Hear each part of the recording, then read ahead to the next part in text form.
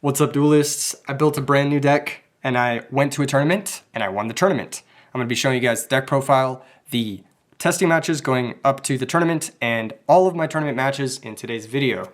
First things first, if you guys like the mat, make sure and come to RBET, Santa Clara coming up, Orange County coming up, Chicago coming up. Beautiful Yggdrasil materials cloth, donations to the community from those guys. You guys want one. You guys want one. Everyone who sees one of these wants one. I want one. Shit, and I have a million of them. Okay. Maybe not a million. I could always use more Yggdrasil materials. Anyway, let's get right into things. This is actually a style of deck that I think Edison sort of lacks, and I think has a lot of potential in the format. It's a half monster, half burn deck. I actually modeled this deck after Magic the Gathering decks, not anything in Yu-Gi-Oh! The first monster we're playing is 3 Injection Fairy Lily. So once again, this is a burn deck, burn aggro deck. So you're just looking to get a lot of damage for single cards. If you can get direct attacks with this bad boy, bad girl, bad person, then it's 3,400 per attack. So if you have 2 of these, that's 6,800 points of damage, and you just need to find 1,200 damage along the way. This is one of the premier normal summons in the deck, and that's why we're playing 3. Drawing 2 is usually pretty good. The next normal summon that we play in this deck is we play 3 Gravekeeper's Spy. This is similar to Injection Fairy Lily, that it attacks for a lot of damage just for 1 normal summon. We're also playing the 1 Gravekeeper's Descendant, which is kind of your Garnet that you search off of Spy. So if you flip Spy, you're either attacking for 2,400 if you get another Spy, or you're attacking for 2,700 if you get this beautiful prize card, Descendant. So 2,700 for 1 normal summon is really strong. This also gives you utility like spell and trap removal. This deck actually plays very low spell and trap removal, so the Descendant is pretty key, and we'll talk about that a bit more later on. So yes, high value normal summons, high damage normal summons. That's really what we're looking for here. The next high damage normal summon that we're playing is 3 Caius the Shadow Monarch. This card is one of the highest damage normal summons, matching Injection Fairy Lily at 3,400 if you manage to banish a dark monster with it, but it does require a sacrifice. Thankfully, the Spies kind of help you get a sacrifice, and some of the other cards we're playing will help you get a sacrifice for this guy. Next up are the special summons. So those are your main premier normal summons. There's not many of them. There's only, what is that, 7, 10 if you count the Caiuses. But for the special summons, there's quite a few. 1 Trigodia. This guy can be a lot of power for 1 monster. Similar to the other monsters, we want a lot of damage from individual cards. We want every card to be able to deal a bunch of damage. And 1 Gores, same thing. If you can get Gores in play with a reasonable size token, 1,000 plus size token, you're looking at ending the game in 2 turns with some of our mini monster clears that we play. 2 Cyber Dragons. This is one of the weakest monsters we play, which is kind of interesting in terms of actual damage output, but it helps facilitate a lot of what's going on here, and it allows you to compound pressure. Like you can special summon a Cyber Dragon going second, run over a Hamster or Raikou, and then proceed to commit another normal summon beyond it. This card also works at facilitating Caius pretty well, and it helps you break serve when going second, mostly. The next monster we play is 3 Guardian Eatos. Similar to the Cyber Dragon, it plays a very similar role. If you have it turn 1 going first, you just put it into play, and you represent 2,500 through bottomless. If you have it turn 2, you can use it to either burst out a Caius or compound damage that way. So 3 of those guys. That's going to be it for all the special summons. Last few monsters are just going to be utility monsters. 1 Neospatian Grand Mole. He works well when you're getting through set monsters and dealing with synchro monsters like Android or Absolute Zero that can be kind of annoying. He also works well with your high counts of special summons. You can special summon something, normal mole, and then use it to get damage in. It also helps you going first. If you just summon this, it's going to guarantee you an open board on the next turn for you to be able to punch through with Injection Fairy Lily or be able to sacrifice it for Caius, that sort of thing. And then the last monster we play is 1 Bazoo the Soul Eater. I actually was playing Mataza the Zapper in place of this card, but my buddy Damien, he put me onto this card. He said, yo, Bazoo the Soul Eater is actually gas. And boy, was he right. I think you might actually want to play a second one, but the deck space is kind of tight, so we're only playing 1 for now. The way this card works, you banish up to 3 monsters, you gain 300 attack for each, so it's 2,500 normal summon, and it helps clear your graveyard for Guardian Eatos, which is really nice. And once again, high value for single card, which is what you want. That's it for all the monsters. Pretty straightforward. You just want to get a lot of damage out of each individual normal summon. We're not looking to combine cards. We're not looking to make any sort of synchro play, any sort of fusion play, that sort of thing. We're just trying to do as much damage as possible with individual cards. For the spells, we've got 1 Allure of Darkness. We are playing a fair amount of darks. I believe we're playing 9, I think, and I side a couple as well. which is enough to warrant the allure. It can help you get rid of an extra spy or a dead Caius and just dig towards some of your more powerful cards, especially in the mid to late game. 2 Smashing Grounds and 1 Brain Control. These have similar functionality. Brain Control is a little better in this deck because it is a burn deck, but basically what you're trying to do is with all these high value, like high damage output normal summons or special summons, what you want to do is you just want to get direct attacks in. And so these help you get direct attacks in. Even if you end up trading with back row, that's fine. You just need to keep your opponent's monsters clear because everything in this deck is just all about getting direct attacks and making your opponent's life total look like nothing. So 3 monster clears. Brain Control is obviously insane in this deck. And then the last spell card is actually 3 Defissure. These are just, they're not really part of the main strategy of the deck, but the way I play this card is it's a removal magnet. Things like Caius, things like Raikou, things like everything else. They're gonna target Defissure because their decks don't function unless they do.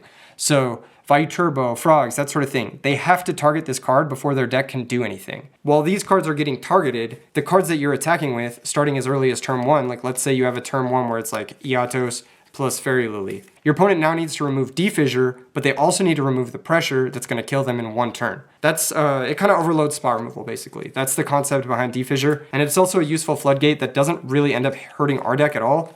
Most notably, it shuts off things like Honest and Kalut, which can be a pain in the ass for any style of like aggro bomb deck. It shuts off Stardust Dragon, which can give this deck trouble because we are relying heavily on spot removal. And it helps shut off things like Blizzard, Comeback Plays, Dark Arm Dragon, JD, Lightsworn. It's just a really powerful card in the format right now. And it's good against all of the most popular decks, literally all of them. Like there's not a single deck that this is bad against in the top 10. So absolutely play it if your deck can. So that's it for all the spell cards. We're not playing Heavy Storm, we're not playing Space Typhoon, we're not playing Dust Tornado. And the reason being is because our deck plays pretty well into every single back row. The only back row that really sucks for us, game 1, is Skill Drain. It's just that you'd rather get monster clears and then summon Fairy Lily, maybe Smashing Ground a monster, brick an Icarus, brick a Bottomless Trap Hole, summon the Fairy Lily, get in 3,400, and then you're not drawing dead Space Typhoons, dead Heavy Storms, which neither contribute to direct attacks, nor do they contribute to burning your opponent out after you've gotten that damage in. For the trap cards, 1 Phoenix Wing Windblast. This is one of the few ways we have to actually remove spells and traps in the main deck. We don't really care about card advantage, stuff like, we can't really support the discard super well, so we're only playing 1, but I do think that 1 is very key and you guys will see in the matches. 3 Compulsory Evacuation Device. This is more premier. It often functions similarly to Windblast, where you're just putting your opponent behind a turn and then hitting them for another 3,400 or 2,500 or whatever it is. Yeah, these are all your monster clears, double bottomless, more monster clears, Torrential, Mirror Force, more monster clears, Solemn Judgment, monster clears. So like, yeah, you just want to stop your opponent's normal summon. You have 8 ways of doing that, and then you want to attack twice, and that's usually like what's going to end the game. And if it doesn't end the game, like let's say you attack with the Fairy Lily twice, the remainder of the cards in the deck will end it, which is Magic Cylinder and Ceasefire. These just burn your opponent out. And then we've got some utility cards, double Starlight Road and 1 Trap Dust Shoot. Starlight Road helps you play into basically everything. You can just play your hand down turn 1 without worrying about Heavy Storm, Torrential Tribute, Mirror Force, Icarus Attack, you name it, Black Rose Dragon, Judgment Dragon. Any of the cards that just would mass nuke your field and give you a hard time, this card just says fuck off to. And Trap Dust Shoot gives you perfect info and allows you to play the game as if your opponent really isn't even there. So I think these are the perfect traps for this deck. I wouldn't really alter this. I did consider Deprison, but your opponent can play around it by just not attacking. So I think all of the proactive removal is what you need. You just put your opponent back footing and then you just close the game out. Usually you'll be winning the game at like -2 or -3 with this deck, but that's fine because you're winning the game and that's really what matters. All right, that's it for the main deck. Let's get into the extra deck. Like I said, you're not really synchroing, so this is only for like brain control shit. 1 Ally, 1 Android, 1 Flamvel Urukizis, 1 Bionic, 1 Goya, 1 Ancient Fairy, 1 Herbellum, 1 Black Rose, 1 Blackwing Armor Master. Shout out Ed Bramson for this bad boy. 2 Stardust Dragon. You actually do make these with the Starlight Road. These are the dual terminal ones from Japan. They look so good. 1 Dark End Dragon, yeah, brain on, I don't even know. 1 Thought Ruler, 1 Colossal, and 1 Chimera Tech. You could honestly play 2 Chimera Tech if you wanted to. That's the extra deck. I just wanted to show off all these pretty cards. All of them except for, I believe, the Dark End are this flashy dual terminal foiling, which is gorgeous in my opinion. That's it for the extra deck. Let's move on to the side deck. Like I said, you don't really synchro with this deck. It doesn't come up, but Chimera Tech and Stardust do, so those are the ones you need. You can build this deck on a budget for very cheap. Side deck. to Sirocco. This is a big burn spell against the bird decks. He pumps himself up over their birds. You know what it does. It's the most commonly played monster in the format next to Gaia's. 1 trap hole. This is just bottomless trap hole number 3. You can play 2 of these. It's pretty good in every matchup, honestly. Every deck normal summons, so. And it pairs with Dimensional Fissure to just become another bottomless trap hole. 1 Nobleman. This is for Raiko Caius, hamster shenanigans. Anything that sets monsters like zombies, fairies. Triple Dyna. This is for frogs. Double Royal Oppression. This is for anything that special summons. Double Needle Sealing. This is for plants and frogs. Heavy Storm, Space Typhoon, and Double Dust Tornado. You really don't side in Heavy Space Typhoon or Dust Tornado against anything that isn't specifically Skill Drain. You don't side these in that much, but you do need 4 Skill Drain outs. That's the only reason they're here. But I don't bring these in against Blackwings unless I see Skill Drain. I don't really bring these in against Raiko decks. Sometimes I do, but it really depends on the build. Usually you want to stick pretty close to the main deck 40 because that's going to get you the most consistent damage output, the most consistent burnouts in the late game, and the most consistent like direct attacks, drawing fairly consistently, basically. The rest of the sideboard cards are really for niche situations. Like this is really for Titanial, honestly, and the dupe lock, which you could even side more for that, but I think 3 Dyna, 2 Needle Sealing is enough sweepers, plus the Torrential, plus the heavy amounts of spot removal in the deck. Royal Oppression is for Gigaplant. That matchup is crazy. I considered side decking the Grave of the Super Ancient Organism to deal with that deck, because if they get going, it's pretty difficult to beat. Grave of the Super Ancient Organism shuts off their entire board, which is something that I was testing a lot of. So yeah, worth noting.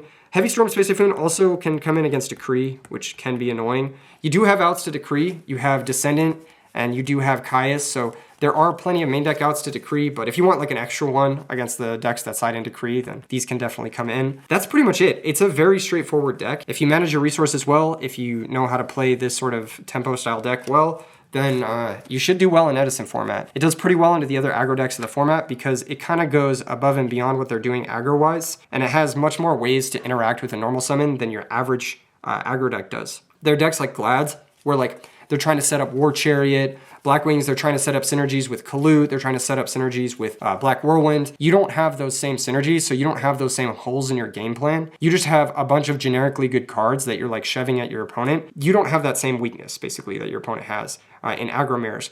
And then against the combo decks, Injection Fairy Lily is actually pretty good at like running over resolved stuff. Like it runs over resolved Red Eyes, it runs over Titanial, it runs over a lot of different things. So it's a pretty useful card. The worst matchup for this deck is definitely going to be the plant decks. Titanial, the tokens. There's a bunch of different ways that that deck can be very annoying. Mark of the Rose is very annoying.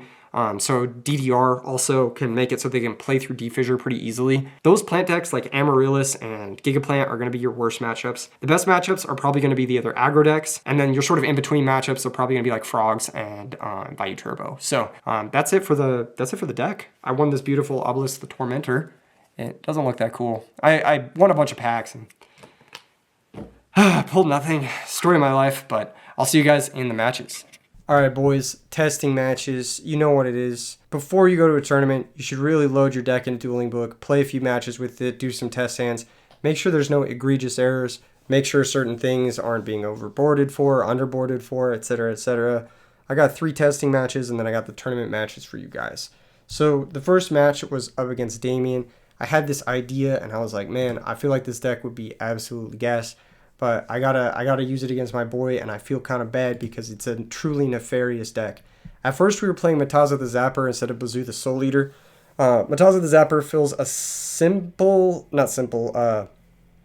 singular comparable. It fills a comparable role to Bazoo the Soul Eater, I guess, in that it attacks for 2,600 damage. And it's just a single card that attacks for 2,600 damage. However, it is a deck devastation target, and it doesn't have the natural synergy of controlling the grave, and it also doesn't stay strong on the opponent's turn. It doesn't run over things, so it has a lot of downsides. It is a dark for a lure. That's kind of an upside, so there's some gives and takes. We ended up going with Bazoo the Soul Eater after Damien showed me how strong that card actually is in some of our later testing games. He Gold Sarked for Black Whirlwinds, passes a turn back. I just set D-Fissure, set the compulsory, pass the turn back. He's got to wait one more turn for that Black Whirlwind, and wait he does. He doesn't play any of the cards in his hand, so none of his normal summons get summoned there, which is interesting. I understand not wanting to do that, but yeah, because just getting a monster banished here is kind of like pointless when like next turn you could try to go Sirocco Bora, that sort of thing, and just OTK through anything anyway. But you got 6 cards in your hand, so might want to deploy one of them, like maybe just Shura and like swing. Who knows? See where it goes. But either way, we would have had Caius for it, so it doesn't end up really mattering that much. Flip the Spy, grab the Descendant, Rumble Mataza, and then attack here for 5,300 damage. So you guys can see how much damage this deck deals with just 2 normal summons. It's a lot of damage. It's just a shitload of damage. And if they have Gores, you can blow it up main 2 with the Descendant, which is really nice as well. So now he's at 2,700. We've got Caius. We've got Compulsory. We just stop the next normal summon, and the game is over. That's pretty much it. Set Mirror Force. As long as there's no Heavy Storm, then we're good to go. There's a good chance there's Heavy Storm, but you know what? I'm taking gambles. All right? I'm out here taking gambles I don't need to take. There's Compulsory on Sirocco. He reveals his hand of all normal summons, and we win the game. So that's kind of how this deck works in a nutshell. You just stop 1 or 2 normal summons, and then you attack for 8,000 over the course of those 1 or 2 turns, and that's it. It's pretty straightforward. There's not really that much that's complicated about it. Initially, we were siding 2 Trap Hole instead of Knock plus Trap Hole, but then I realized I was siding too many cards for Blackwing, so we ended up cutting one of the Trap Holes for a Knock. He's going to lead with Armageddon, set in value. We draw into Caius, activate D-Fissure, special Yados, attack Armageddonite. No reason to play into a sweeper that we don't need to play into. Gonna sack for Caius main 2. We're going to hit an escape from the Dark Dimension. So really cooked up Blackwing list he's playing here with Gold Sark escapes. I think it's pretty cool. Special summon the second Yados just in case shit gets crazy. And yeah, we're threatening lethal damage next turn. Not quite. What is this? 49, 61. Yeah, we're a little short of lethal damage next turn, but we got Trap Hole to stop this turn summon, so should be good. I rolled the dice a few times. I flipped the coin a few times for good measure.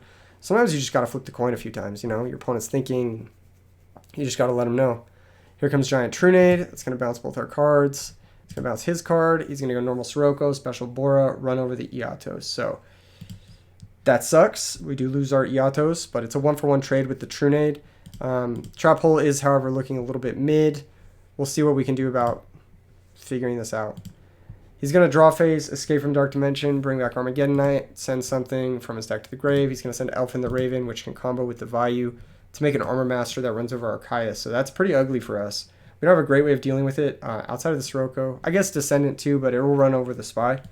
So this turn I'm looking at potentially setting the Spy. I decided to attack the Armageddonite here to tempt fate on the... I lost my train of thought already. I probably should have attacked the Sirocco here. Yeah. Probably should not have attacked anything, but commit the whole hand to the board, pass the turn back. Sirocco pumps, attacks over the Caius, keeps it simple. Bye-bye Caius, sets the back row. We draw Caius for turn, so pretty decent draws on our end. Flip the Spy, go ahead and special out Descendant, priority Descendant, pop the back row. We're going to hit return, sack for Caius, target the other back row, run over the Bora. He's still got Sirocco here. So we're looking to do something like... Maybe I should have banished one of the monsters. I probably should have banished the Sirocco. He goes, draw Dark Arm, special summon with 3 Darks engrave, and yeah, we lose. So, not much you can do there. But yeah, I think I played that game kind of bad in hindsight. Anyway, this hand's really good. We've got Spy, D-Fissure against Blackwings. It seems pretty over. Just set, activate, just pray for no Heavy Storm. They only have it 15% of the time. Got to roll the dice a few more times, be as annoying as possible because I'm playing a D-Fissure deck. He goes set. I flip Spy, special Descendant, normal Fairy Lily, attack with the Spy. He goes Icarus. Here I have a pretty big decision to make. I could compulse my Injection Fairy Lily, or I could keep the Summon Stop. I feel like saving the Fairy Lily will get me more damage in the long run because I've got Cylinder deflect his attack, then I can summon the Fairy Lily, run over his guy, and then set the Mirror Force for the next Summon Stop. So we're kind of positionally in a better spot to make use of the Fairy Lily than the Compulse. We don't have a threat that we can compound with the Spy to really make use of the Compulse. We could Compulse the Spy itself, but that's kind of slow. So I decided to Compulse the Injection Fairy Lily instead, and then attack for 1200 here. Main phase 2, set Mirror Force, pass the turn. Normal Bazoo the Soul Eater, so he's playing Bazoo himself to sort of facilitate his escape from the Dark Dimension. This card's pretty good. I think it's just lit. I go ahead and Mirror Force that because I want my Spy to stick around. No other reason. He sets a back row. I go ahead and summon Fairy Lily. He does have his own Mirror Force, so alas. I should have maybe cylindered the Bazoo, but I was waiting to save it for a bigger monster. We do have Sirocco for the comeback play, so Sirocco plus Cylinder is actually really nasty because one of their best ways of dealing with Sirocco with Defissure up is summon their own Sirocco, pump attack, and then Cylinder just becomes deal 4k and then defend the Sirocco, which is positionally an insane card. I decided to just take this 18, draw a lure, normal Sirocco, pump attack, deal 2000, banish the Shura, pass the turn back. He has Kalut, he's got Swallow's Nest into Gale. He's going to go Gale, have the Sirocco. I decide to take this, I believe. No, a Magic Cylinder. Interesting choice. Specials Bora, synchros into Black Rose, and blows up the field. He could have synchroed into Armor Master, but then he does get owned by Caius, so this play isn't bad. I actually don't hate this play from him. Sets the back row, passes a turn, we draw another Sirocco, I fire off an Allure, banish the Caius, set the Compulse, and find another Defissure. So yeah, in these top deck wars, we've got more high impact cards than stuff like Blackwings, because they have synergy cards. They have Icarus Attack, Black Whirlwind, Vayu, like weaker cards, whereas we just have like mono high impact shit. So if I draw something like, I don't know, Injection Fairy Lily, I put him to 100, and that's it. All right, big think here from Damien at this point. Sets a back row. He decides to escape out of Shura in our end phase, which is totally fine. We've got Sirocco to deal with that, and it's not really threatening lethal at this moment. He attacks for 18, passes a turn back. We draw Royal Oppression. I sided in Royal Oppression against him because I saw Escape from the Dark Dimension. I didn't really know exactly what his deck was trying to do, so I just brought this in to slow down this shenanigans. Pump up the Sirocco, attack over the Shura, and then Compulse in the battle step and deal 3,800 points directly through Deep Prison, through Mirror Force there for game. So that's going to be the match. And you guys can kind of get an idea of why I like to use Sirocco in these matchups, especially with the Compulses. You just use it as a way to deal a huge chunk of damage. We're basically chunking the game down into thirds. Most of the guys are attacking for like 2,000 to 3,000-ish, like the 2,500 to 3,500 range. And so if you get two of the 3,500 range and then like one of the 2,500 range, you generally win the game. So we're trying to chunk the game down into getting 3 direct attacks. And then you can burn out with either Caius, Brain, Magic Cylinder, or Ceasefire if you don't quite get the full 8,000 with those 3 attacks. But that's generally the game plan here. And it worked out well. He's playing some Spice. This wasn't a 1-to-1 Blackwing list, but I did feel confident in the matchup because the Siroccos seemed pretty strong, and my other cards seemed pretty strong, like Defissure. Probably would have shut down a lot of cards from a traditional Blackwing deck, whether that's Blizzard or Kalut or all that shit. So moving on to the next testing match. This is going to be up against, oh shit, spoiler alert, spoiler alert! This is up against Giants Dude 100. I'll refresh that real quick. Oh man, that's so awkward. Dueling Book's been doing this thing lately where like the servers have been like hella crashing. That's why I haven't been able to make like a good video, because the servers have been like really slow. Like I refreshed this, it's still refreshing. We're gonna hop into the other replay while that one is refreshing. But this is up against Tim. A lot of you guys may know Tim. He's a solid player, and I play against him in a lot of videos. Really cool dude, and yeah, he likes to play frogs. So we'll see if he's playing frogs. We did get the Bazoo, the Soul Eater, into the deck, so we are playing the finalized list for this video, or not for this video, but for this replay. We get to go first. We get to set Dust Shoot. I do like to commit Mole now more, having played the tournament a bit and theorized how good Summon Mole is turn 1, but I was really trying to get the Gores going because he's our big threat this game. We have no other big threat. We drew our 2 tech cards, which they're good cards, but they need a little bit to go with them. Like I need the Gores plus a token in play for the Grand Mole to really shine here, so we're going to do that. He's going to draw Pitch Special Swap. I'm going to chain Dust Shoot. Oh yeah, chain Dust Shoot.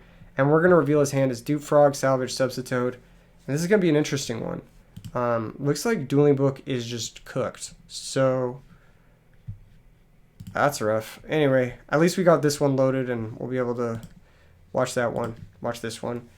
He's got normal summon Substitute. The reason I didn't take Substitute instead of the Junk Synchron is because he could always just salvage back the Substitute that he sends with Swap Frog. So he has 2 accesses to Substitute, but he only has 1 access to a tuner. He does decide to get the chip damage here, which ends up working out really well for us because it gives us an opportunity to drop Gores and bring out a token. He's going to go Swap Frog and just hard dupe block us, which is nice because we have Compulsory and Solemn to stop his follow-up. So we can just compulse one of these dupes on the next turn and deal a bajillion damage. I special summon Iatos. I set compulsory. Something I could have actually done here was summon the Bazoo as well, but I was kind of like thinking about holding on to it. I'm not really sure why. He ends up drawing back into that Junk Synchron, so Dust Shoot was for naught. He normal summons he brings out the Treeborn Frog. He goes Salvage. I'm forced to Solemn Judgment the Salvage because that gets him to Subzitoad again, and then he can get the Unifrog, which is really annoying. So I don't really want him to do that, and I figured like just Solemn Judgment on a Salvage is about as good as it's going to get. But then, unfortunately, he does have the Junk Synchron target swap. He uses the swap to bounce the Treeborn to get the resource back to his hand. Build your own Sinister Serpent. And then he's going to go for a Synchro into Black Rose here. I decide to compulse my own Gores. No, I decided to compulse my own Iatos. Sorry, I misclicked. Compulse my own Iatos. I was about to say, why the fuck would I compulse my own Gores? But yeah, I decided to compulse my own Iatos here because I can deal a Bajavan damage on the next turn because of the Bazoo that we saved. So yeah, Dupe Frog activates, adds back Death Frog from the grave, passes a turn, we draw Spy, which is pretty good. Normal Bazoo, banish the Gores, go up to 19, special the Iatos, attack here for 4,400. So half the life points gone in one turn. That's kind of what we were looking to initiate.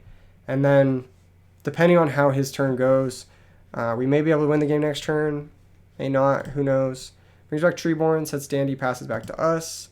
We draw Injection Fairy Lily. So I want to deal some amount of damage this turn, but I'm believing that this is maybe like a Dupe Frog or a Flip-Flop Frog or something that like will stop me from being able to deal a lot of damage if I just mull him. And I kind of want to get the Spy down this turn if possible, so I just decide to attack and then attack there. Attacking the Treeborn first in case it is Flip-Flop, putting both our cards back in our hand. He ends up getting 2 tokens, but I'm not too worried about that because I know his whole hand, and the tokens don't really amount to much. He can go for Death Frog and run over the Bazoo, but then whatever, we win the game next turn with Spy Iatos. So yeah, you're just able to put up too much damage too quickly with this deck. He goes for Upstart and he finds Junk Synchron. So a couple of clutch Junk Synchrons. I actually really like Junk Synchron in this Frog combo style of deck. I think Tim's really onto some cool tech with this because one thing I noticed when playing the Frog combo deck is that like you just won't see Fishborg Blaster that often. And when you don't see Fishborg Blaster, your deck sucks. Like, it like literally doesn't do anything. So he's basically playing more cards that do stuff, like that are actually pretty good. And while it is more deck dev targets, there is some downside to it. It's just like, Junk Synchron is such a good card in this style of deck. It allows you to proactively build card advantage so that when you do find that Fishborg, it also allows you to stall out easier. No, I think it's a very good adaptation to the style of like Frog-Forg combo deck. And I think it has a lot of potential, even as just like a one-of in this deck. Potentially, it's just an extra way to approach the game. And if you do find Fishborg, you can always just pitch to Fishborg, right? Like, it's never going to be a bad card in that regard. So he's going to go ahead and synchro into Junk Warrior. So going up to 3,400, summoning a 3,400 monster of his own. Pretty terrifying threat. This can get over almost anything in our deck, but thankfully we do have the Grandma, which kills it for +1. Pitch special Swap Frog, bounce the other Swap Frog, extra normal, sack the Treeborn for the Death Frog, runs over the Iatos, we take 900, runs over the Bazoo, and now is a pivotal point in the game where if he attacks into the Spy, we get the Descendant, and then we can mull the Junk Warrior, pop the Death Frog, and he also takes critical damage, so that Injection Fairy Lily will be lethal. He attacks into the Spy. We get to deal that 1,000, which is nice. Special summon out the Descendant. Passes a turn back. We draw Wind Blast, and that's going to be a turn skip for his next turn. So we've gotten the life total low enough, and we've gotten the positional advantage. We can do exactly what I just said we were going to do. Run over his cards, and then set up for that Injection Fairy Lily lethal on the next turn after we Phoenix Wing Wind Blast his normal summon. Pass back. He summons Sphere of Chaos. Searches a Junk Synchron. This deck, I'm not sure about this deck as much, but it works for his deck because I think he does play Ultimate Offering. But I think in like the Forg decks, probably not Sphere of Chaos, but probably do play Junk Synchron. It seems pretty good, actually. Just passes a turn, we Phoenix Wing, summon Lily, attack for game. So going into the next one, we are going second, which does complicate things. We open up Royal Oppression and Defissure though, so we have some good ones. Potentially sets Junk Synchron, sets D-Prison, we draw for turn, it's Needle Ceiling. So handful of sideboard cards, not always ideal, but what can you do? Activate Defissure, special Cyber Dragon, he D-Prisons us. What can you do? set the Royal Oppression, pass the turn.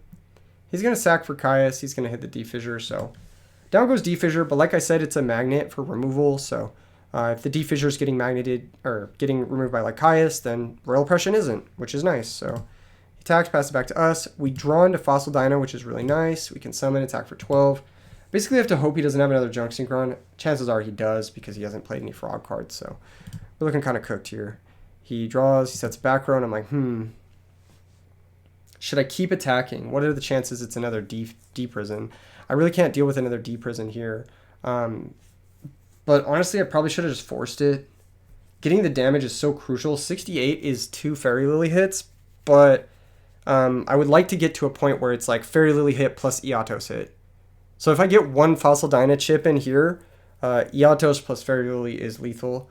So there's like different combinations they have to consider. I figured at 68 I would be safe enough because I got the chip that's necessary for double Fairy Lily. But what if Fairy Lily isn't the card that I draw? I go ahead and set the road. I don't set the needle ceiling. I draw into Smashing Ground. I choose not to attack again. So I missed 2,400 points of damage this game. And it definitely comes up to cost me. This is why you test decks before you go to tournaments. After this game, I made a mental note to myself that I'm always going to attack. I'm basically just always going to attack, make them have it. I will draw more threats than they draw removal, so just make them have it. If they out it, whatever, you know. If he had monsters to set into this, he would have done it. So there's a good chance that this is just torrential. You know, I should just be swinging, getting that chip in, making it so that my late game is as easy as possible. He goes ahead and Typhoon's Blind. I think he hits the Oppression, which I'm pretty okay with because I already have Dinah, so... He draws Breaker, and that fucks me up. I do have Phoenix Wing, but he's going to redraw Breaker, and then we're kind of fucked here. So he passes back. We draw Fairy Lily, and this is where missing that 2,400 matters. Because if I had hit that 2,400, then actually the third Dinah hit plus the Lily on its own would be game. So we would have won the game here had we hit twice.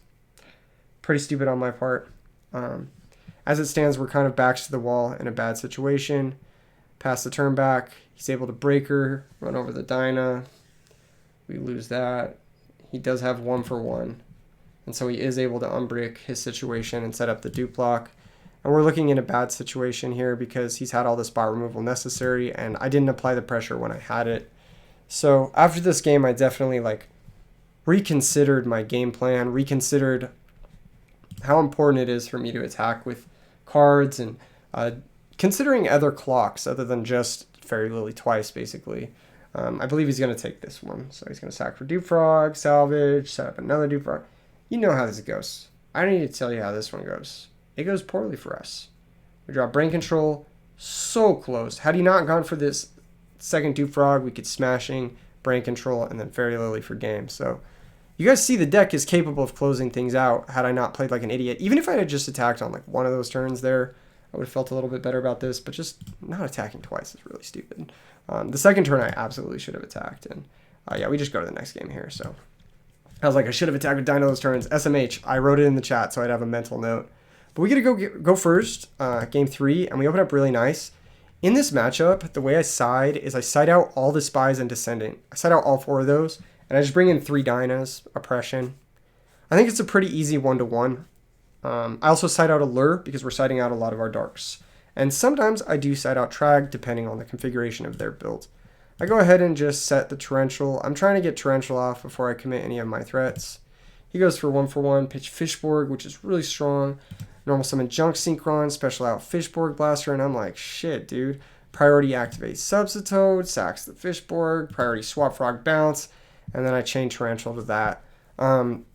It is a solid 2-for-1, but man, I would have loved to get that Junk Synchron out of his hand. So here we are, losing the boys. He goes set. I special Eatos. I attack for 25, and he just takes it. So I'm thinking maybe no D prison, maybe it's Mirror Force Torrential. He's trying to set that up. I decided to set my back row and just commit to the fact that Trag's doing nothing this game. He summons Junk Synchron, brings out Swap Frog, activates Ultimate Offering. So we could get Black Rose here, which would really suck.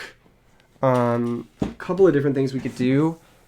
But I'm honestly just happy that he's going to be paying a bunch of life points to this Ultimate Offering. Given his hand, he's got the Death Frog, the Swap Frog, the Treeborn Frog. He could ultimate offering out Treeborn, sack for Death Frog, and then make Thought Ruler Archfiend.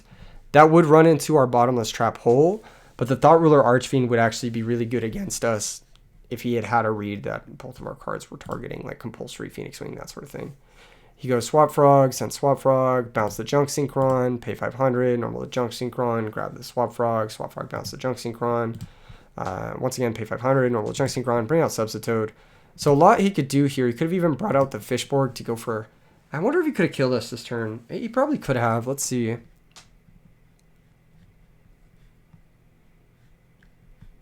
Leave that Junk Synchron. Pitch 1, bring out Fishborg. Fishborg, make Armory Arm.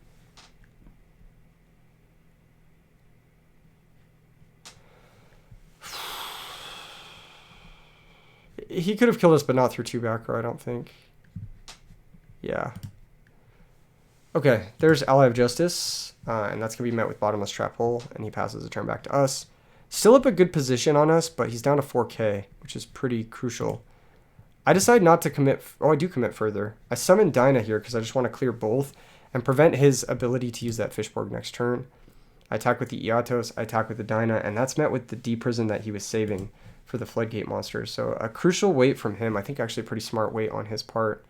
We have Trap Hole for another normal if he doesn't double pay Offering to play around it. And we have Magic Cylinder to burn, but if he has plays to make with Fishborg, then we're kind of cooked here. I think he can also still Black Rose us. I think he goes Offering out the Treeborn, Offering sack the Swap Frog for Death Frog, and then he can pitch his last card, bring out Fishborg Blaster, and then blow up the field if he wants to. But that leaves us with 3 cards to his 0, so it's not really ideal. It was probably a little bit better to do that last turn. Pays 500 a couple of times here. He goes Summon Breaker, Summon Breaker, Chainlink 2, set Treeborn, Chainlink 1. So I can't Trap Hole this Breaker. So I don't know the last card in his hand, I don't think. He's going to remove to pop Trap Hole. He's going to Swap Frog, bounce Breaker. He's going to pay another 500 to summon Breaker, pop the Magic Cylinder. But he can't get over the Iatos.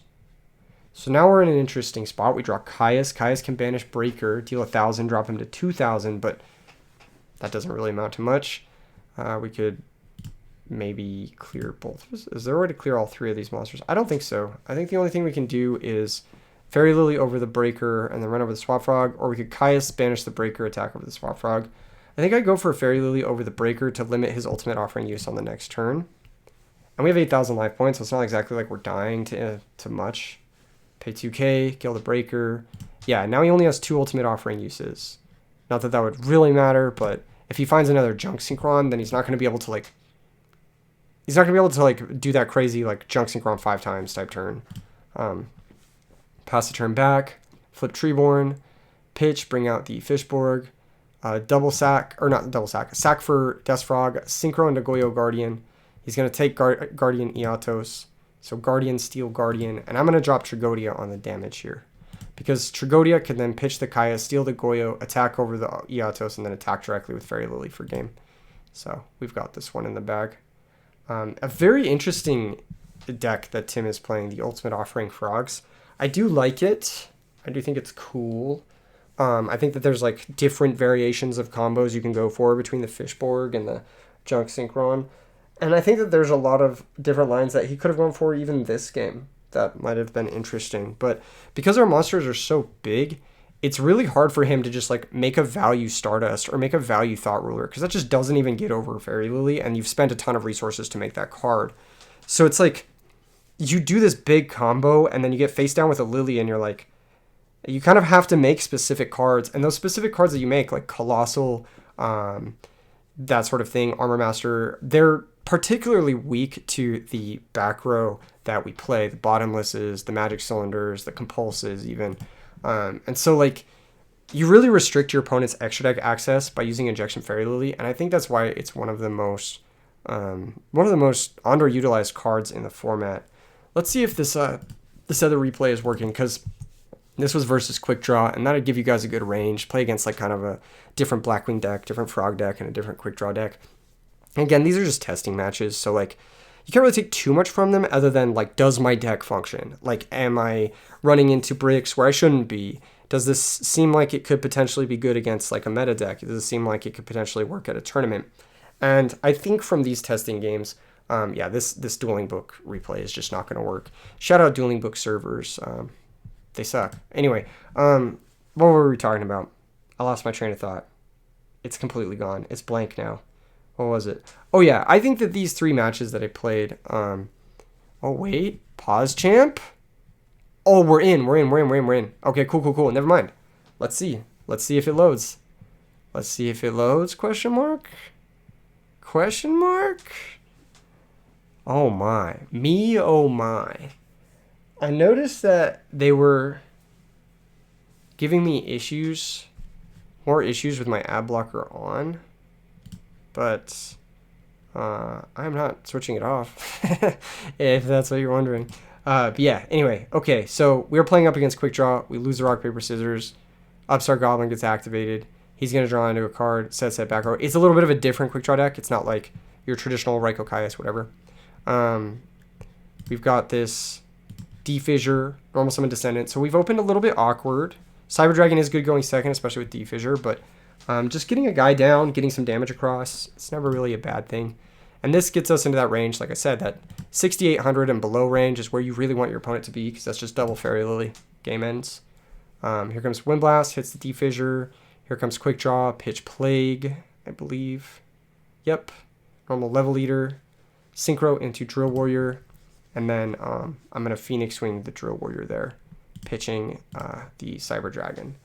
I didn't know if he would have a normal summon after all of that, but if he did, then he cooked me. He got me really good. But this deck generally doesn't play normal summons that get over Descendant that easily outside of Junk Synchron.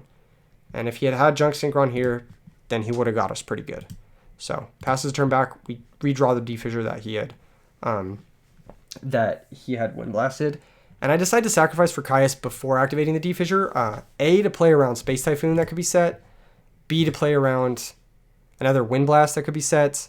But C, once you get one monster in the grave, like we have here, the Cyber Dragon in the grave, getting a second monster in the grave isn't, there's no difference. In order to clear these 2 monsters out of the grave, I'll need to draw Bazoo the Soul Eater. So, I might as well have another monster down, so if I draw Bazoo the Soul Eater, it'll be stronger, basically. Sack for Kaius, target the back row, hit Mirror Force, beautiful hit for 24, activate D-Fissure, and pass the turn back. He's going to draw for a turn, he's going to find Tuningware Machine Dupe, and he's just going to concede. Because at that point, if he's Tuningware duping, we're just banishing the Tuningware. I don't know. If I was him, I might have tried to Tuningware dupe there. But even if he manages to pull off a Synchro Summon with this card, he won't get the draws because it's not going to get sent to the graveyard because of D-Fissure. So it's a really bad position for him to be in, and I don't blame him for conceding there. All right. Next game, we open up with Needle Ceiling and Dyna. I sided these in because they're good against these types of decks, the combo Quickdraw decks. In general, by the way, I want to go on record and just say that I think D-Synchro is bad. I think it's just very, very bad. I think that D-Synchro is worse than Pot of Avarice. I think that if you're going to play this style of like combo, what is it, like Tuningware style combo deck, you just want to play Pot of Avarice instead in that spot. You generally hardly have room for 3 Pot of Avarice as it stands. So D-Synchro is definitely a card that is superfluous. It's only good once you've already hit your first combo draw 3, and it's just super, super win more. You really, really don't need that in this deck. Foolish is going to send Dandelion. Dandelion is going to get 2 tokens, and maybe this is a Debris Dragon, which is pretty ugly for us to see because Stardust Dragon is pretty good against our hand. We do have double D-Fissure, which is nice. So this is an interesting spot to be in. Last game we saw Mirror Force and Phoenix Wing. So I can't just run out the Lily this turn to run over the Stardust. Because if he Phoenix Wings or Mirror Forces me, then it's kind of annoying. I'd rather not be in that circumstance. I could then still special Cyber Dragon, set Needle Ceiling, and be like somewhat insulated. But it doesn't feel good, you know, to lose Fairy Lily, which is kind of my premier threat here. I think it would have been better than the play I end up making, though. I think I make a pretty bad play here. I activate both D-Fissure, which makes sense, because if he has Phoenix Wing, I still want to be able to banish his Stardust. I set Needle Ceiling, I set Dyna. This makes sense-ish. If he doesn't have specifically a certain type of normal summon, we can just use Needle Sealing to clear the Stardust, and then we can flip Dyna and clear whatever's left over, which should be no issues, no problems. He goes ahead and normals Breaker, so I'm like, fuck me, dude. So I actually make a mistake here. What I should have done was just let this Breaker resolve. Squeaky chair. Someone want to send me a new chair? Sign up for RBET so I can afford a new chair, please. No, I'm just kidding. I'm not kidding. Please, please, I need this. But yeah, what was I talking about? I should have just let him Breaker pop one of these and then just see what he wants to do.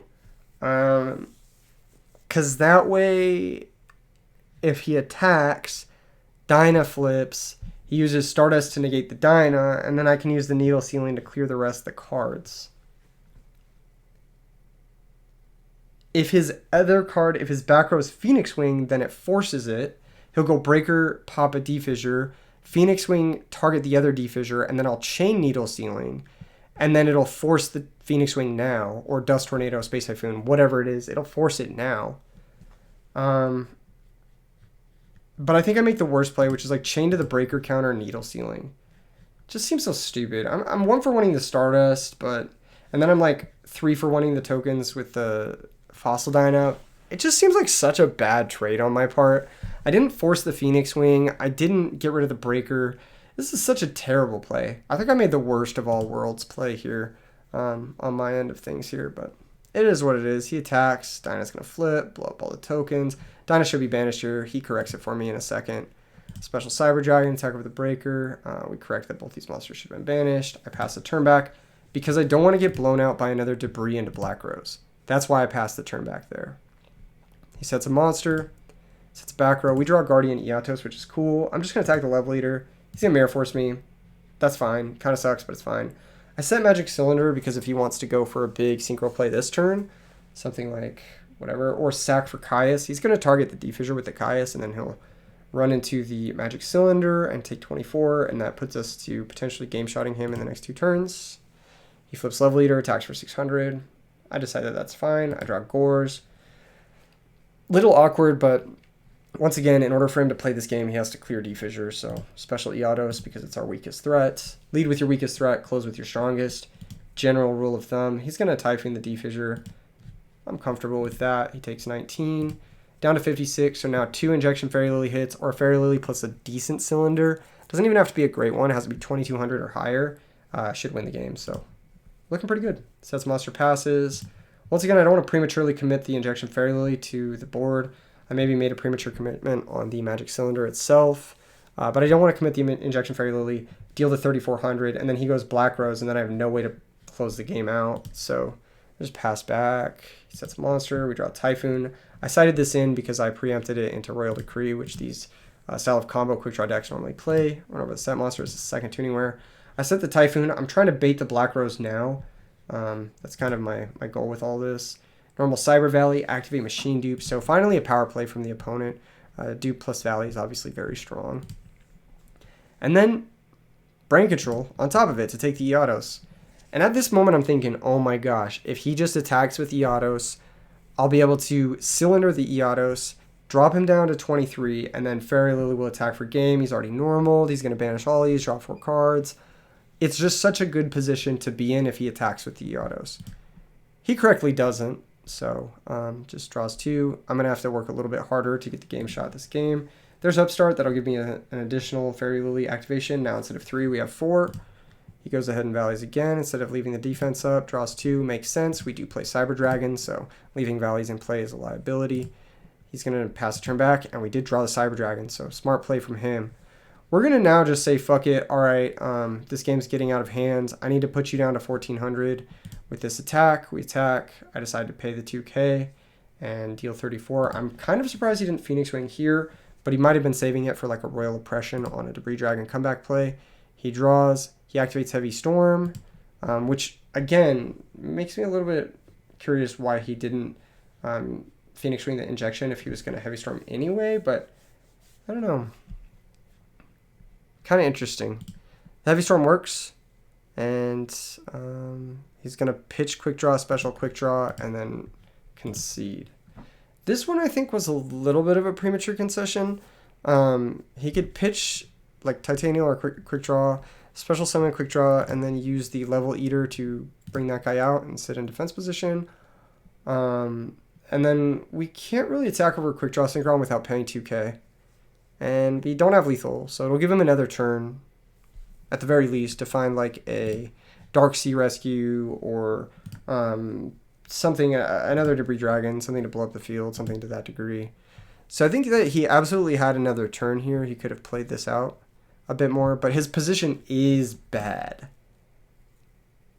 Like, that is a bad position to be in. And next turn, he would have had Upstart into Phoenix Wing. And Phoenix Wing is not really a permanent answer to this card, because I'm drawing it again. It's only good if you're able to put me below 2,000 after you Phoenix Wing this.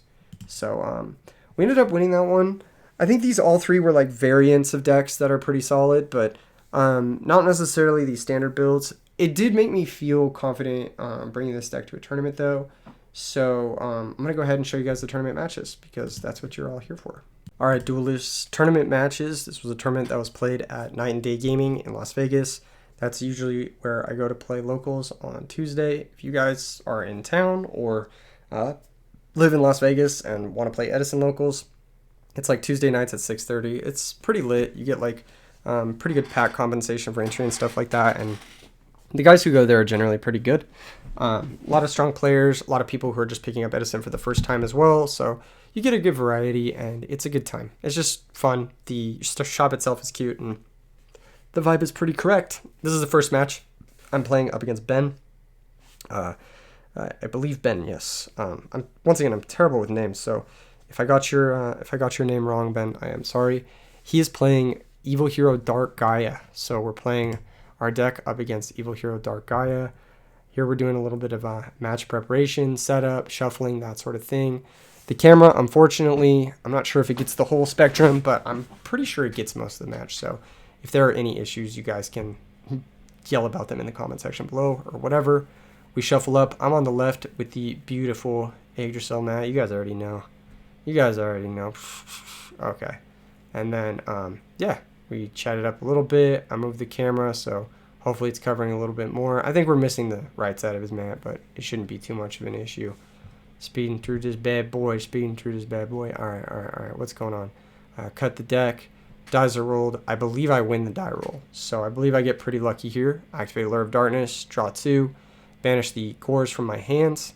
And I'm looking at my hand. It's got a lot of back row, so I'm just going to commit all of it and normal grand roll. So one thing I learned from testing and from like theorizing and talking about the guys, talking about with the guys before the tournament started, because I played a few like test matches before the tournament started, was that basically I want to use my normal summon as often as possible, because wasting a normal summon is just wasting a turn. And that can be the difference between winning and losing a game with this deck. And then another thing I theorized is that normal summon Grand Mole turn 1 going first is like basically having a guaranteed compulsory on my next turn. So that's pretty good. It's like a guaranteed like ally to attack the opponent directly if all they have is a normal summon. So I figured that this is actually a pretty strong play to make, and lo and behold, it happens in this game. Here comes Heavy Storm. I've got Solemn Judgment. So unfortunately, no Starlight Road. I do play 2, but I wouldn't commit this much without a Starlight or a Solemn Judgment. We drop down to 4,000. I know I have a Fairy Lily in hand, which is a little bit ugly because that means we're only going to get 1 Fairy Lily activation. He tries to activate Charge of Light Brigade, and this is an interesting thing, but Charge of Light Brigade is mills for cost. It's not like the other Lightsworn monsters. It's kind of similar to Celestia, but it's not similar to like Lumina or Lila. Most of the Lightsworn monsters mill for effect, which can happen under Dimensional Fissure. But if you activate you can't activate Charge of Light Brigade when Dimensional Fissure is up, because it doesn't know if you're going to be sending monsters to the graveyard or sending monsters off the top of your deck, because it's unknown information. And as a result of that, you can't truly quote unquote pay the cost. So you can't even activate Charge of Light Brigade if Dimensional Fissure is up. And that's just like one of the upsides of playing 3 of this fucking Floodgate in your deck. So yeah, he can't activate Charge of Light Brigade. And so he's just like, okay. And then I'm explaining it to him here, like, you can't use Card Trooper, can't use Celestia, but you can use Lila, can use whatever else. I decided to attack for 900 here, just get my chip damage in. 2 of these attacks is going to put us in a pretty good position. I just had a new background pass. I decided not to commit the Fairy Lily because I don't really know what my opponent's playing yet, and I didn't want to be put in a position where I like commit the Fairy Lily, attack for 34, and then I can no longer pay for it, and I'm at 2,000. All of a sudden, I'm dying to like brain Caius for no reason. So yeah, I was a little bit nervous about that. So I decided to hold off on committing the Fairy Lily until I was like pretty confident it was gonna kind of close things out. I set a monster, which is gonna be Gravekeeper Spy for sure. He normal summons Card Trooper, he tries to activate, and I have to remind him of the ruling again. But yeah, you can't mill for cost with Card Trooper, Celestia, or Charge of the Light Brigade when Dimensional Fissure is in play, because you can't truly pay the cost because it doesn't know if you're going to mill monsters or not. So you just can't even activate the effects. So the Card Trooper is now normal summoned. It's in play. He's in kind of a tight squeeze right here because next turn I can just flip Spy. If he decides he wants to attack at Spy, then he's going to take even more damage, but he just passes the turn. We flip the Spy. We're going to go ahead and grab Descendant. And this is going to be we defended the D-Fissure. It's kind of all she wrote type game. He didn't have a Lila. He didn't have a Raikou. His hand was probably a little bit dependent on that Charge of the Light Brigade going off. We're going to go ahead and connect with all of our monsters for a bunch of damage. And now that the Fairy Lily is lethal, I'm going to look to commit it next turn. I believe I set one more back row and pass the turn back. It doesn't really matter what my back row are here. As long as I have one summon stop, there's no way I'm losing this game. I think I do have red, though, at this point. He sets a monster. I go ahead and just compulse his card, and then go to normal summon the Lily, and he's like, yeah, I'll concede here. So that's going to be the first game. We opened up with D-Fissure and a card to protect it, and we had a little bit of pressure. And by a little bit, I mean a fair bit of pressure. We had Gramble to make sure he could never Raikou us, and the game just went in our favor. So it just worked out really well. Being able to Solemn Heavy Storm there, and then him never having an out. A lot of these sort of Lightsworn decks, they can really struggle with D-Fissure if they don't find specifically Lila or Raikou. And even if they do, it's forced to target that instead of your monsters. And so you're basically in such a good position because you can just commit all your monsters and they can't really do anything to your monsters while D-Fissure is up because they're forced to go after the D-Fissure first. They can't like Celestia you, they can't Foolish Wolf into Celestia, they can't even Mill Wolf. There's just so many things that they like, that it restricts their alleys of play, and they basically have to tick that one box of destroy D-Fissure before they can even really do anything. I actually don't even know what he's playing yet. I think he's just playing Lightsworn. So I decide that I'm just not going to side, or I might have sided in the trap hole. Against Lightsworn, I don't really side because I think the Game 1 deck is as good as it gets into Lightsworn. That's it. I just think that like Lightsworn it's going to be a pretty good matchup.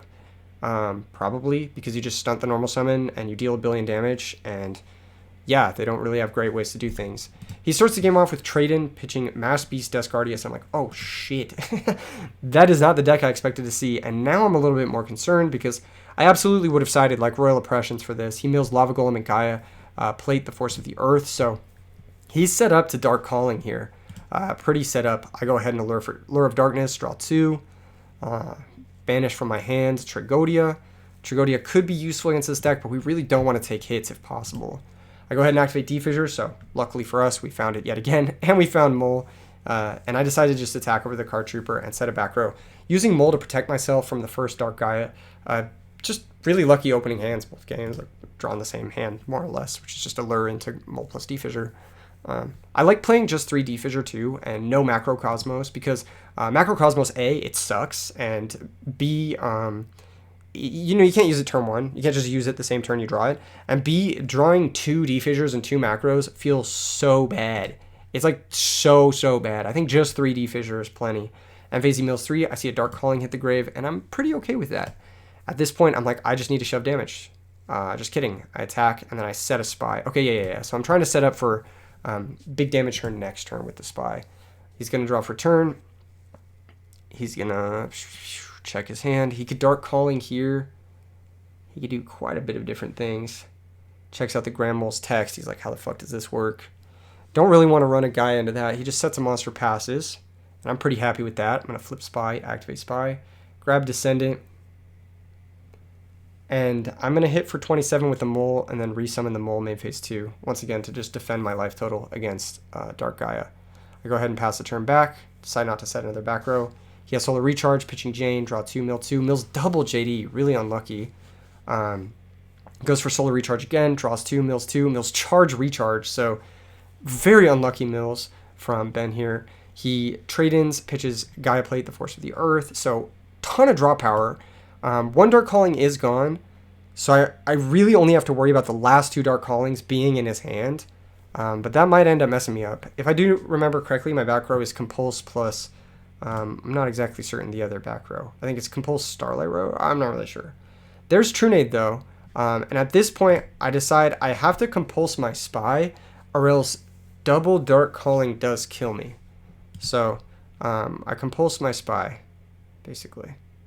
And so now, even if he has double Dark Calling, he can attack the Descendant, he can attack the Mole, but he'll need a normal summon to clear the Mole to really game shot us. So he needs double Dark Calling plus a normal summon. It's not entirely unreasonable that he has those. Like, that is some, after drawing that many cards, it's pretty likely that he does actually have those cards. So he decides to go for the Dark Calling here. He's going to banish the Mass Beast Asgardius, plus I believe Valkyrian, or Gaia Plate. Yeah, Gaia Plate. So he's going to make a 6100 Evil Hero Dark Gaia, which is pretty scary for us to face down. I'm not going to lie. It's a pretty strong card. Grand Mole does deal with it, but if he has a way to get rid of the Grand Mole here, then we could be in trouble. He goes ahead and deals with the Grand Mole. He sacrifices both of our monsters for a Lava Golem. So cooking the Grand Mole, attacks, switches the Lava Golem to attack, and we're going to take 3100, so pretty big damage, and we're down to 4900. He sets a back row, which I'm certain is Royal Decree, because this deck, it doesn't play that many back row, so it's got to be Royal Decree, basically. And I've got Brain Control, so I'm just going to fucking Hail Mary it. I'm going to Brain Control, take the Gaia, and just attack for game. And that's exactly what's going to happen. So unlucky for him, he didn't have Dark Calling, double Dark Calling. He had a single one. He had the Lava Golem to deal with the Mole, but he was just one Dark Calling short of really closing things out. After this game, we had a conversation about his deck list, and I said that some cards I would maybe consider in specifically that type of deck is like maybe a Dark Fusion or a Magical Stone Excavation as just a way to get back those key spell cards and go for game. You don't really care if you're discarding 2 cards. If you're getting back a Dark Calling, it just wins the game. So I think that like just having additional copies of those cards in your deck to make sure you can go for that double Dark Calling game, that double Dark Calling turn, and just close things out. Obviously, like JD into Dark Calling is great too, but being able to JD double Dark Calling is game through even like a bottomless on your JD, that sort of thing. So it's even game through Starlight Road in some instances. So I was speculating with him, not speculating, but postulating that you could potentially run like Dark Fusions and Dark Callings, or not Dark Callings, Dark Fusions and Magical Stones in that deck, and it would actually make it pretty terrifying, especially once it gets going like his did that match. He had like, what was that, like 4 draw spells into like a Lava Golem Dark Calling. Like that was scary. That was legitimately that legitimately could have won the game, like if he had just had one extra extender there to close things out. So interesting stuff, and GG's to Ben. So that was round 1 of the tournament. Round 2 of the tournament is going to be up against Daniel. So shout out to Daniel. Daniel, I believe this match is a little bit off camera, so I'm going to do my best to remember it. It just happened a couple hours ago, so hopefully I can remember stuff. But yeah, the camera is a little bit off. I'll do my best to fill in the blanks. I set 3 back row and set 1 monster. He special summoned Cyber Dragon, and I bottomless the Cyber Dragon because I really don't want him to sack for Caius and target my set monster.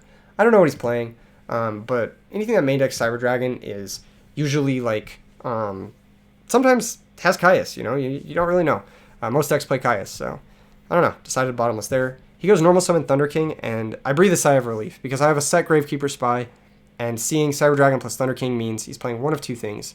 It's either stun or it's Hero Beat, and Gravekeeper Spy is insanely good against both of those decks. So I'm pretty happy about this situation. He's going to go ahead and set a couple back row, predicting a Morphing Jar from us because of the speed at which we set things. He attacks into the Gravekeeper Spy. Gravekeeper Spy is going to activate, and I believe I'm going to summon another Spy from my deck. Oh no, I summoned Descendant. Okay, I summoned Descendant here. Yeah, I want to get Descendant popping. No pun intended. So shuffle up. He passes the turn back. We draw for turn. We can now use the Descendant to blow up the Thunder King if we'd like to, and I do opt to do that, which is interesting. I set a monster and switch the Descendant to attack and then pass. He end phase calls targets Thunder King. So the reason I didn't attack is I have a Starlight Road set, and Starlight Road doesn't have a lot of opportunities to be live against Hero Beat. So what I want to do is on the next turn of the game, I don't want to swing the Descendant into Deep Prison or a Mirror Force. On the next turn of the game, I want to flip my set Spy, which is the second Spy, grab the last Spy, Hopefully proc a Torrential or a Mirror Force with my plays that turn, and then be able to Starlight Road that and then take over the game.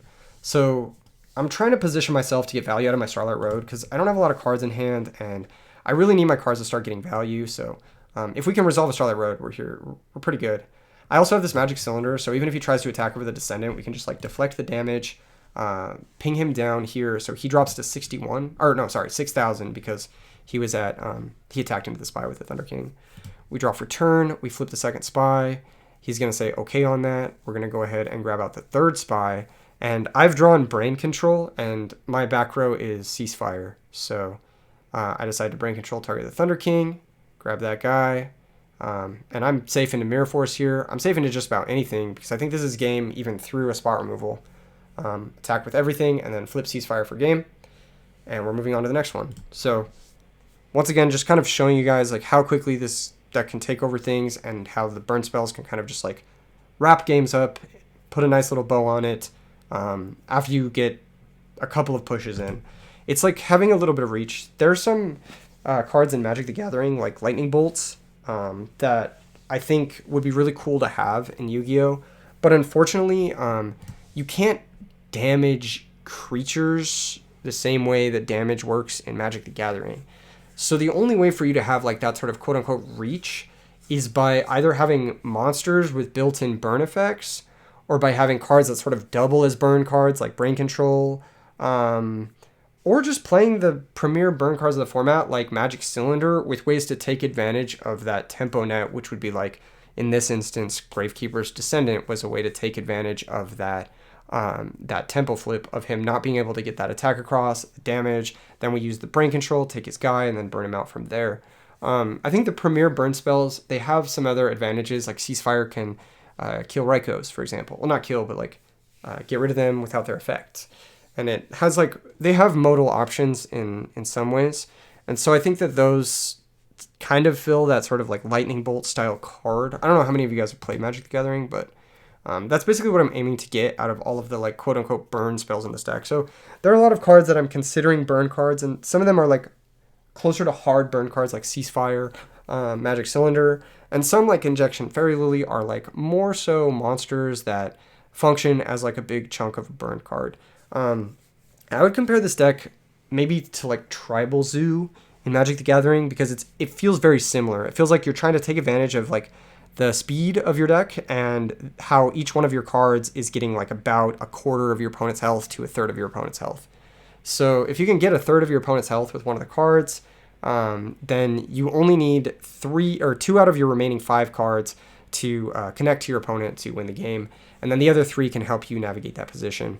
And I think that's a winning strategy, like straight up. Like I think that's just like a great way to approach Edison Format in general.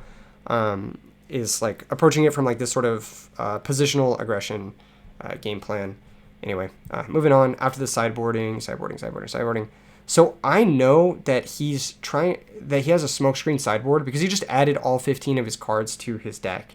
So I'm like, he's trying to smokescreen into something. And heroes usually smokescreen. Hero Beat usually smokescreens into something that special summons a lot, maybe like a fusion hero or like a diva hero style deck. So I'm like, I should bring in my oppressions. So I bring in the oppressions this game out of my side. And I'm not sure if that was correct to do in the dark, but I did bring them in. Anyway, he's going to start the game off. He's got normal alias. Set 2 back row, pass a turn back. I draw for turn. I'm going second, but I have a lot of ways to flip the initiative. Cyber Dragon is one of them. I'm going to special Cyber Dragon. He's going to let the summon go through. I'm going to normal Injection Fairy Lily. He's going to also let that go through. I'm going to activate Smashing Ground, and that's going to clear the alias just like no props. He's got no spark. I attack for 2100 with the Cyber Dragon, and then I attack with the Fairy Lily, and that's going to be met with Hero Blast. So that's a really good Hero Blast from him. Clearing Fairy Lily, protecting his life total, adding his alias back, and just really stopping my aggressive push there. If I had connected with this Fairy Lily, I think this game would have gone very differently.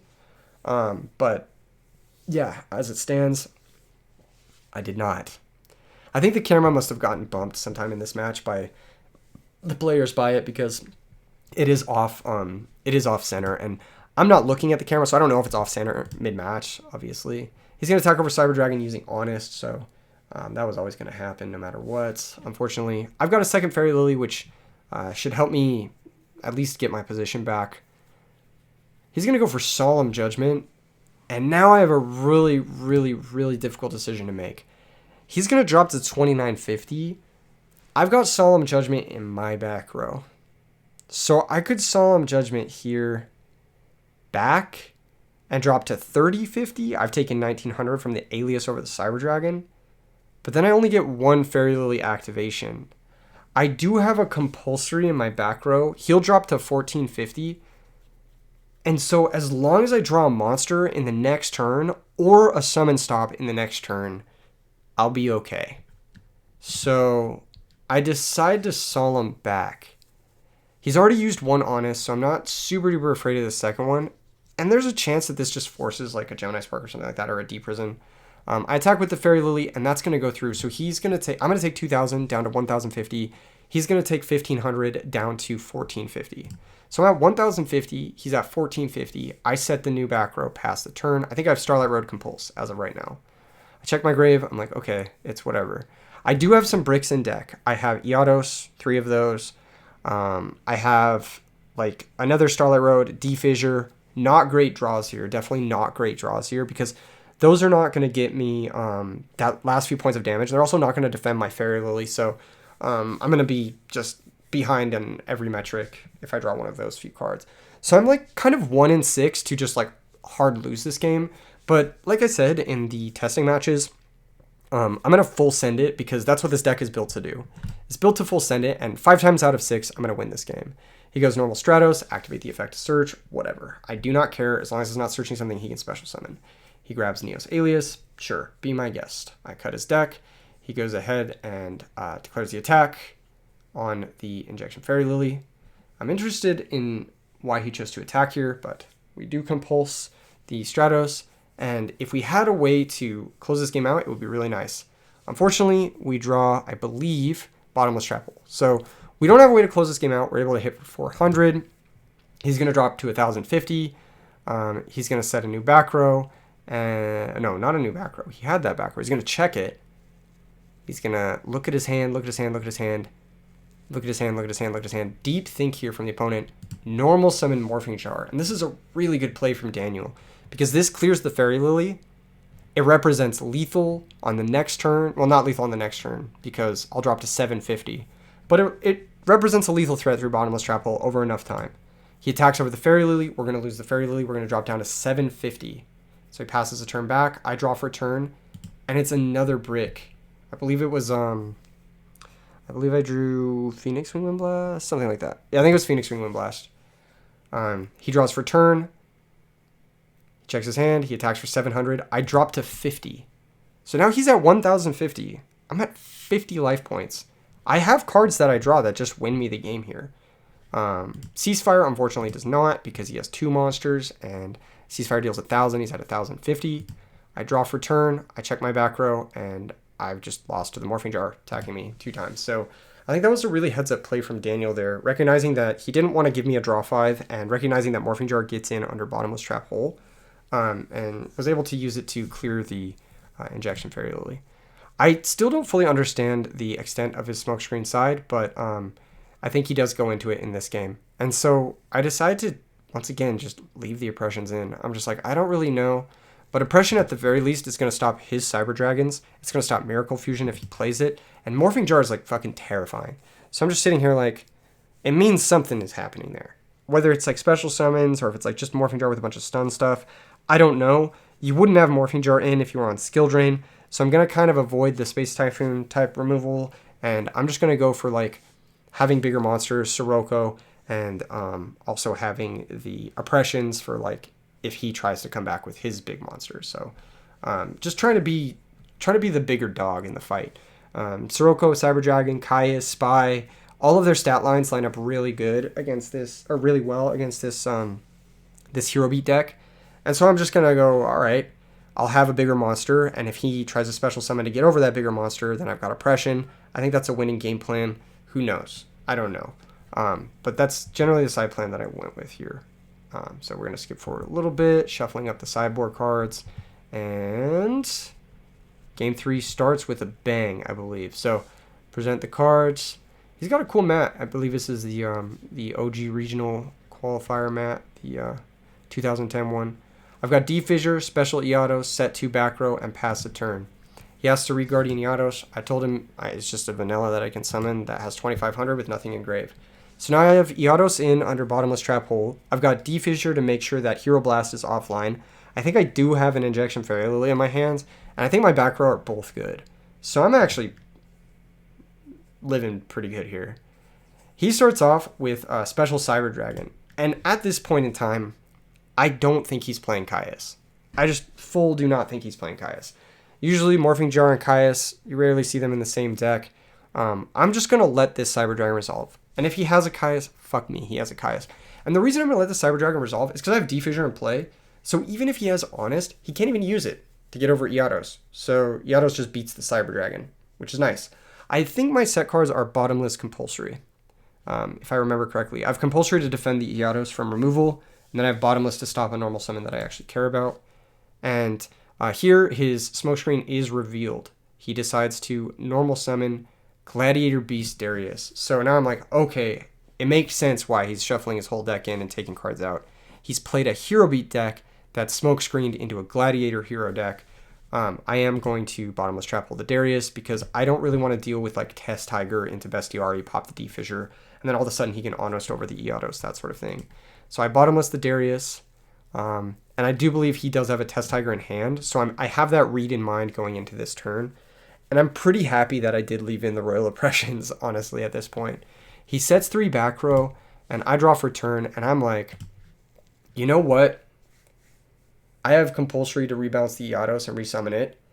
Out of all the cards in his back row, the only thing that prevents this Yugioh from connecting over the Cyber Dragon is like D-Prison, Mirror Force, and that's it. There's literally nothing else he could have that's going to stop this Yugioh from clearing the Cyber Dragon right now. So I'm like, sick. Let's just do it. Let's just attack. Why not? It takes me a little while to think of it, but I decided to go for the play. Deal 400 damage, and that's going to be first blood. So he drops to 76. I set, I'm assuming, Gravekeeper Spy. I could have also maybe set like a Bazoo the Soul Leader there to try and set up for a Caius on the follow-up turn. He's checking his hand. He's got some big thonk moments. He passes a turn back. We draw a new card. We don't flip the monster because we don't really have a great play into Torrential or Mirror Force. Or not, sorry, Torrential specifically. And if he Mirror Forces us, I'd rather him just Mirror Force only the Yugioh. So we connect for 25. He's going to drop down to 51. So we've already got him to like kind of the target range we need him to be at to burn him out. But these Gladiator Beast monsters are pretty notorious for mounting comeback plays with like trap stuns or whatever. I decided to fire the Allure and try to find more back row for me to defend myself. I draw into Gravekeeper's Descendant, which is ugly, so I decided to just banish that. And I believe my set monster is Bazoo the Soul Leader. I don't think it's actually a Gravekeeper Spy, or else I probably would have used it at some point. But maybe not, who knows. He's checking his hand. He's considering his options. He sets a new back row, passes a turn back. I attack with Guardian Yugioh, and this is going to connect again. So he drops to 26. Unfortunately not 25, so Guardian Yugioh itself is not a lethal threat. But I do find another back row, so I'm feeling pretty good about this whole situation. Pass the turn back. He's got normal Bestiari, and I'm actually going to let this resolve. He goes Special Test Tiger, sacrifice the Test Tiger to target Bestiari. Test Tiger is going to get banished because of the D-Fissure. Now the Bestiari here, it could go Murmillo, blow up the Yugioh, but then I don't think Murmillo gets over the set Bazoo the Soul Leader. I'm pretty sure it's set Bazoo the Soul Leader, if I remember correctly. So he's just kind of in an awkward spot. And then I can Caius him next turn. I don't remember what my back row is here. I think that makes a big difference. I think one of them is Compulse, but I just like don't care to Compulse this guy. He goes back into Bestiari and then attacks the set monster. Oh, I had Magic Cylinder. That makes sense. That makes sense as to why it wasn't something that could interrupt the Tiger play. He pops the D-Fissure. He attacks the set monster. I Magic Cylinder him. He drops to 11. Still awkward because Yugioh over Bestiari is only 1,000, so it's still not going to be game. But it'll drop him down to 100, which I'm pretty happy about. So I sack the set Bazoo for Caius, target the Bestiari. He's going to chain Torrential Tribute. And I'm just going to be like, that's okay. Set back row, pass the turn. I believe I have Torrential set now and one other card set now. I think it might be Compulse. Here he goes normal Prisma, and I saw Call of the Haunted in previous games. So if he goes like Call plus Starlight Road, that could stop me from this Torrential resolving. So I decided to just Torrential on the Prisma, and plus if it's only Prisma, then I would very much like to Torrential that away now, and if he doesn't have Call of the Haunted, then he's going to pass back. I normal summon Injection Fairy Lily and attack for the remaining life points, and he reveals some cards that were dead in his back row. And yeah, we were able to close that one out. So just having big threats with like interaction and a little bit of burn is generally all you need to sort of like tear into these like aggro mirrors that are like very reliant on their synergies. You can disrupt them at the points of their synergies, basically, whether that's the Gladiator Beast needing to be a synergy monster, or like whether that's Honest plus Cyber Dragon, like 2-card combinations, whether that's like Hero Blast plus Alias, D-Fissure banishing that. You're just disrupting them at the points of their synergies, and then your cards kind of go over the top of theirs.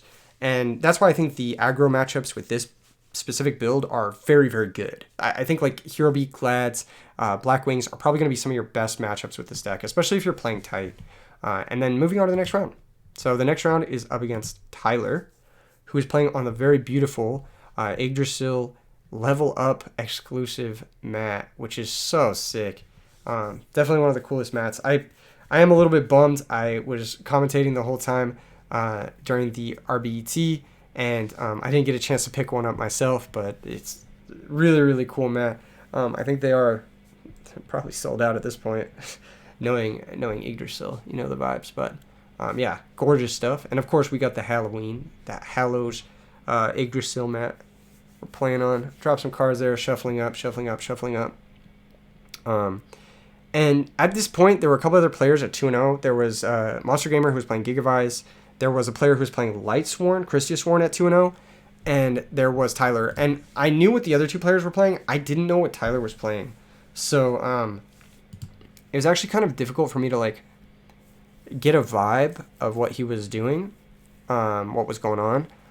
But like I said, I felt pretty confident going into most of the matchups. Gigavise is probably a terrible matchup for our deck. They can just like combo you through D-Fissure, which is fucking ridiculous.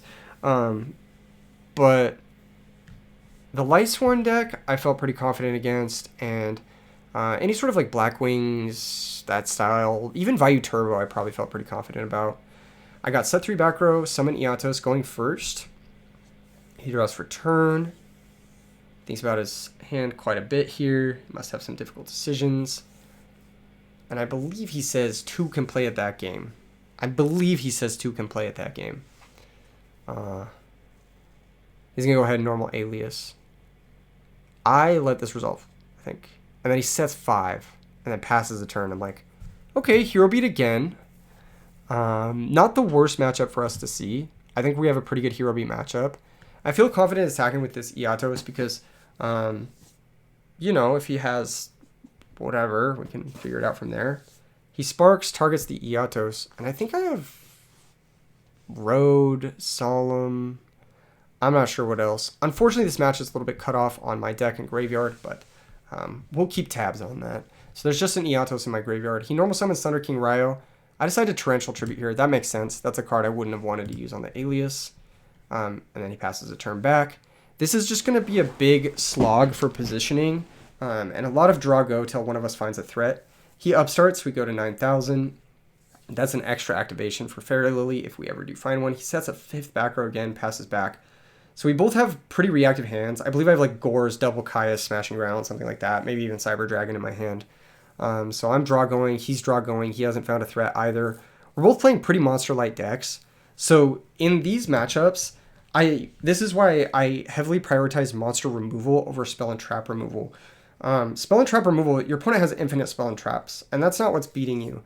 But if you can stick a threat under their spell and traps, which is pretty easy to do, like Injection Fairy Lily gets in under Bottomless, and then you can like Starlight Road through Mirror Force Torrential, whatever.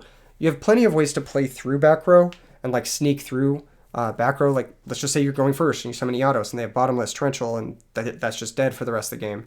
But you don't have ways to really sneak through monsters with this build. So my build is just like all monster removal. And in these types of situations where we're both on like really light monsters, well, I'm thinking of a different game in the future where I had double Caius.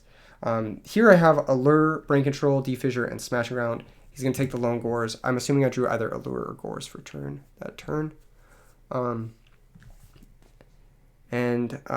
Ask if he's good seeing the hand. I just pass the turn back. There's really no reason for me to put the Defissure into play and lock my Allure up right now. He's going to go upstart. I go up to 10,000. And then what? Normal Alias.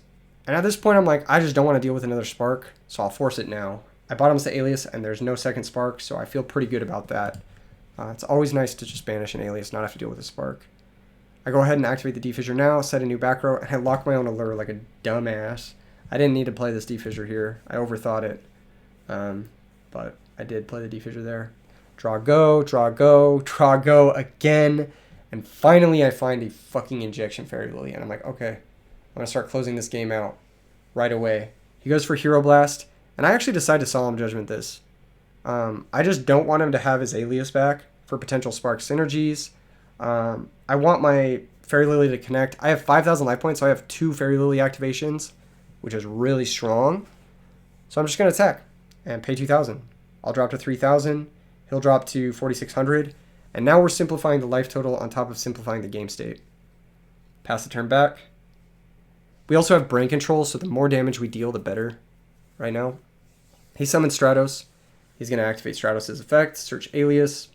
We probably have a way to interact with this, whether it's Mirror Force or Magic Cylinder or something to that degree. He adds the Alias to hands.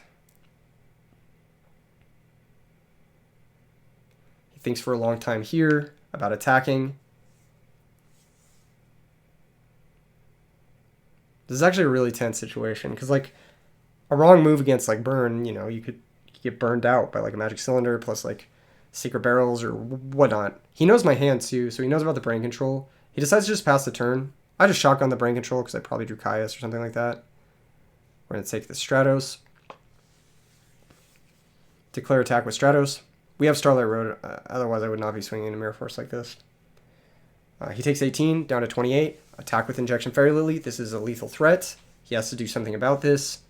And he's going to Chalice the Injection Fairy Lily. So he'll take 800 down to 2,000. And do we have the conversion for the Stratos? So an interesting thing about Chalice and Injection Fairy Lily is even though you can use Chalice in the damage step, Injection Fairy Lily activates in damage calc. And so you actually can't use Chalice in damage calc. You can only use it in the damage step. This has to do with like sub-steps of the damage step. So that's why you see us not pay the 2,000 life points here and not activate the Injection Fairy Lily here. If he gave us the opportunity to go to damage calc to activate the Fairy Lily, then he would not have been able to use the Chalice. And this is one of those like actually like Yu-Gi-Oh fucking bullshit rulings. But it's also for the same reason that if you attack into a set Raikou and you ask for the target of the Raikou, you can no longer Chalice because that target's during damage calc and the Chalice cannot be used except for prior to the Raikou declaring the target. So you would have to Chalice the Raikou before them announcing the target, basically. It's such a stupid... I think the damage step is one of the stupidest parts of Yu-Gi-Oh! Personally, I think it's really fucking dumb. I think it just creates all these arbitrary rulings that only like reward people who like are complete, you know, insufferable. You know what I mean? Like sharks. It only rewards sharking and stuff like that. Main phase 2, we're going to sack for Caius, probably just hit a blind back row. One closest to his deck. He's going to chain Torrential Tribute. We're going to chain Starlight Road. He's going to chain Royal Oppression. He could have chained the Bottomless Trap Hole at the end of all this, because the Bottomless Trap Hole is being targeted. But we have Phoenix Wing Windblast to put the Oppression on top of the deck. We're going to get Stardust Dragon. And like I said, he could have chained the Bottomless Trap Hole to remove the Caius, but at this point in the game, it doesn't matter. The game's over. We've won, more or less.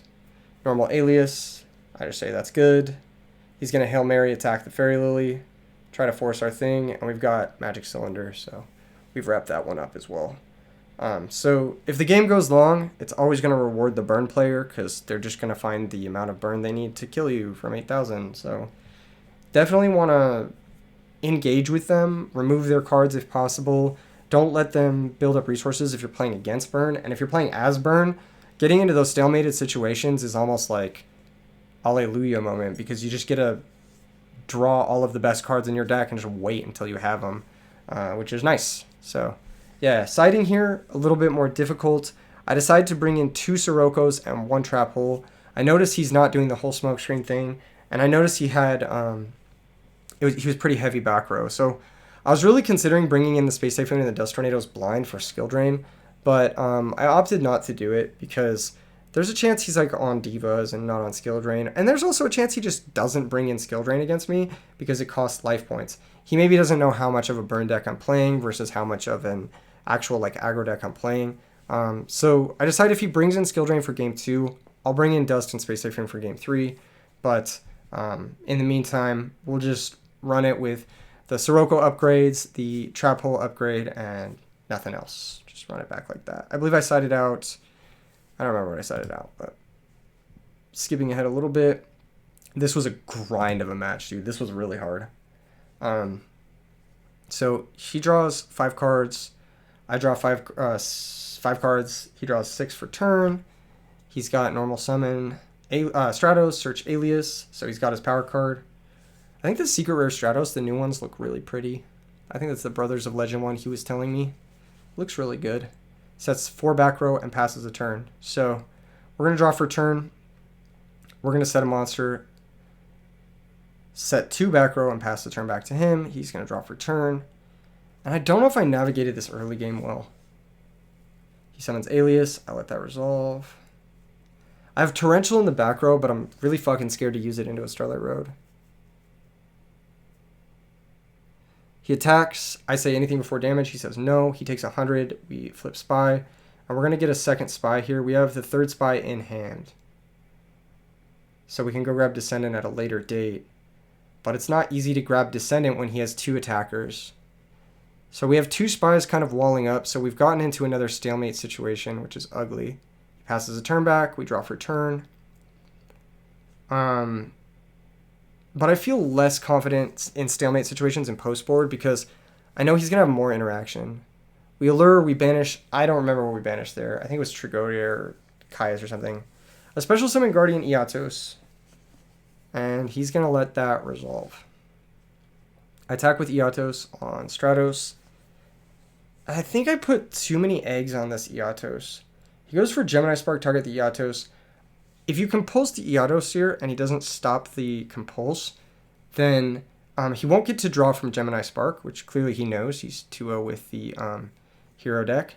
I special summon Eatos main phase 2 and pass the turn after setting 1 more back row. He goes end phase Hero Blast, so a little bit of a misplay from him.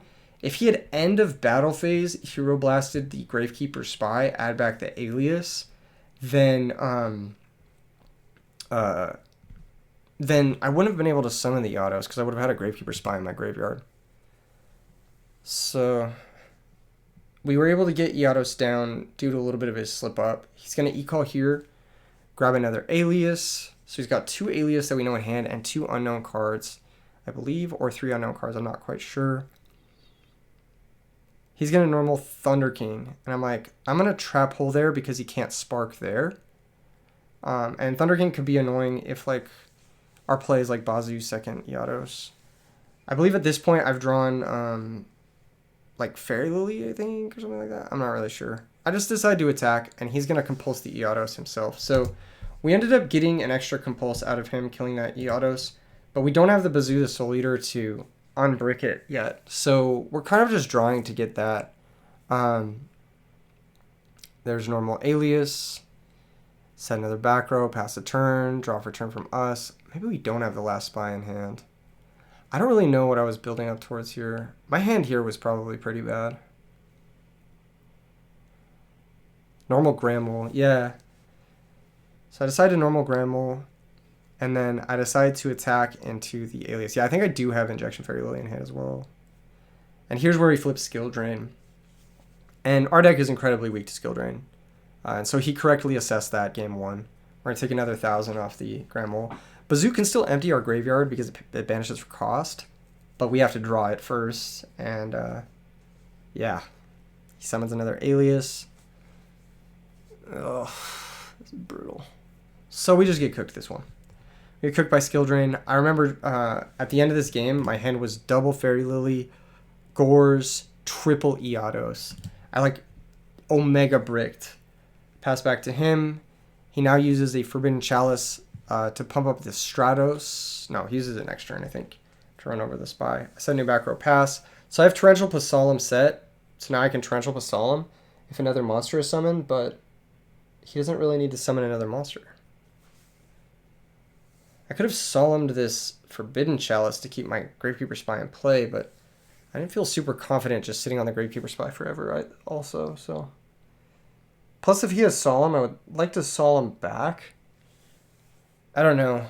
Drago is definitely favoring him now, though. He blind Space Typhoons, he hits my set Smashing Ground. That was a bluff.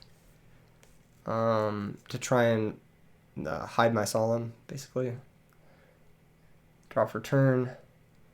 And this is the point where I have like Gore's triple Iados, I think. Double Injection Fairy Lily. I wonder if I show my hand to the camera at this point. I remember I was trying to. Yeah, I have triple Iados in hand. I End-Phase discard an Injection Fairy Lily. I remember this game.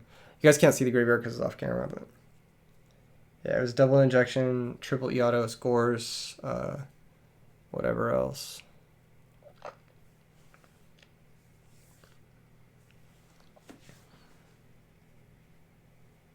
I probably could have summoned something and then tried to Torrential and Solemn to defend my Torrential to clear his whole board. But then my entire hand was dead after that. Like I had what? Injection Fairy Lily and what else, you know? Like 3 dead Iados. Like, and I go to 4 monsters in grave, so even 1 Bazoo activation isn't going to do it. Yeah, I think I was cooked this game from the start. He chalices the Stratos. I could have Solemn that, but I'm mostly just doing this to get information about his deck. He tries to chalice the Alias at first, but I reminded him that Alias is not... Oh, Tragodia is another card in my hand. Yeah, that's awesome. But you can't chalice an Alias because it's a normal monster, basically. He runs over Tragodia. Sets back row passes. And I think at a certain moment, I concede for time. A special Cyber Dragon. He activates Mask of Restrict on the summon. I'm like, oh, okay, he's got hella floodgates. I probably need to bring in that Space Typhoon and that Dust Tornado going into game 3. I attack over the Stratos because you can't Honest the Stratos. I set my other Fairy Lily because it's really not doing me any good in my hand. I want to defend my life total. And I don't have great ways to get over Skill Drain game 1. He attacks with both his guys. I Magic Cylinder, one of the aliases, drop him to 47. Thinking maybe if he doesn't have Honest or a way to clear the Cyber Dragon, I might be able to steal this one, but he ends up having Honest and we just fucking lose. So yeah, I'm going to skip forward because it just took forever. Yep, there's the Honest, and yep, I pick up my cards. All right, cool. Going into game 3. Hoping not to brick on triple Iados. Obviously, Iados is good in this deck, but you have to play smart. And I think we did play reasonably smart that game, but it just didn't line up well. And drawing all 3 of them after you get a monster in grave is like a fucking 1% game. So and you can't really dwell on that too much. It doesn't really happen that often. And as you guys can see, I've shown you guys all of my matches so far. And even drawing 2 Iados doesn't happen that often. It's usually like 1 or 0. So yeah, I think you only draw 2 in like maybe 8-9% of games. It's not that likely. All right, moving forward. This game, because it does drag on longer, because it's a like heavy back row, like back and forth, like fight for position, we are more likely to draw multiples of cards. So that's why it's more likely to happen in these types of matchups. But, you know, who knows? We have 10 minutes in the round at this point, or 12 minutes left in the round at this point. This match went 9 seconds away from time. So I generally play pretty fast, and I think that this is one of the closest I've ever been to going into time. So kind of interesting for a pretty fast deck. Special Summon Guardian Iatos, set Gravekeeper Spy, set 2 back row, and I'm feeling pretty good about my starting hand here. He's got Rhoda, he's going to grab probably Alias, just to get like his sort of spark stuff going. Yeah. Oh, he's going to go Stratos, actually. And then he's also going to e-call for Alias. Okay. Yeah, I remember him searching Alias turn 1.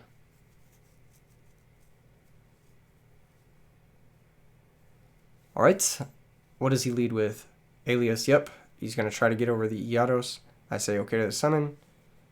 He sets back row, sets back row, sets back row, and passes the turn back to me. So I draw for turn. I go ahead and attack the Alias. He does have the Honest. So we're going to take 1900 here. And time is rapidly approaching. This game is on 2x speed, but you guys can kind of get the idea. Main phase 2, activate Smashing Ground. I do have Compulsory set in case he has Spark. He does not. I flip the Spy. And once again, I'm looking to compulse my Spy if possible. He goes for Chalice, target Spy. I chain Compulse, target Spy. So I'm able to bounce the Spy back to my hand, get another activation out of it. That's one of the interactions I really like with this deck, is like compulsing Spy into things like Royal Oppression, and then you force your opponent's Royal Oppression face up. They will negate your Spy effect, but then you'll just be able to reset the Spy, and then your opponent can't get through it because they can't special summon. And you've dealt them 800, which is kind of nice. Sets a back row, normal summon Stratos, effect Search. Another reason why I wanted to Smash and Ground the Alias is because I didn't want him to summon Stratos and use the effect to pop on the next turn. That would have been really annoying. So that play ended up working out for me in a couple different ways. I flip the Gravekeeper Spy here, I special summon Gravekeeper Descendant. I activate the effect with priority, I believe, and target a back row. He's going to go ahead and chain the Torrential Tribute. His body language told me that the back row he wanted to use was not the one on the far right. And the Stratos gets destroyed to the Torrential Tribute as well. I pass the turn back. I do have some threats in my hand, but I'm kind of going to be patient about deploying them. I have Bottomless for the Alias. He passes the turn back. I draw for turn. I set a back row, pass the turn back. I think I have Sirocco in hand, that's why. He summons Alias. He attacks. Oh, he doesn't attack. He passes back. We summon Sirocco, and he's like, of course it's Sirocco. I attack over the Alias, deal 100, and I'm actually losing this game in time as of right now. He goes for Heavy Storm. I do have Starlight Road, and we are going to be able to special summon Stardust Dragon. And so now I have a pretty good board here, and I'm feeling pretty confident. I go ahead and sack for Caius effects. He's going to chain Skill Drain.